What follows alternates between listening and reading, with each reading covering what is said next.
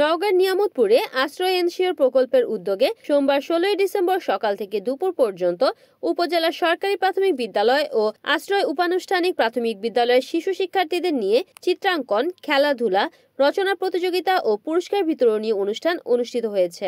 আশ্রয় এনশিওর প্রকল্প নিয়ামতপুর উপজেলার উপজেলা ম্যানেজার জনাব মোহাম্মদ জিয়াউর রহমান প্রধান অতিথি হিসেবে উপস্থিত থেকে বিজয়ী শিক্ষার্থীদের হাতে পুরস্কার তুলে দেন। এ সময় উপস্থিত ছিলেন একরামুল শাহ সরকারি প্রাথমিক বিদ্যালয়ের প্রধান শিক্ষক নেশাদ বানু, সহকারী প্রধান শিক্ষক আলামিন, ধানসা সহকারী প্রাথমিক বিদ্যালয়ের প্রধান শিক্ষক রফিকুল ইসলাম, আশ্রয় এনশিওর প্রকল্পের এডুকেশন অর্গানাইজার শান্তি হাসদা, অনন্যা রানী দাস, ময়না রানী, আয়শা খাতুন সহ আশ্রয় উপানুষ্ঠানিক প্রাথমিক বিদ্যালয়ের শিক্ষক শিক্ষার্থী, ইডিসি কমিটির সদস্য, এসএমসি কমিটির সদস্য ও অভিভাবকবৃন্দ উপস্থিত ছিলেন।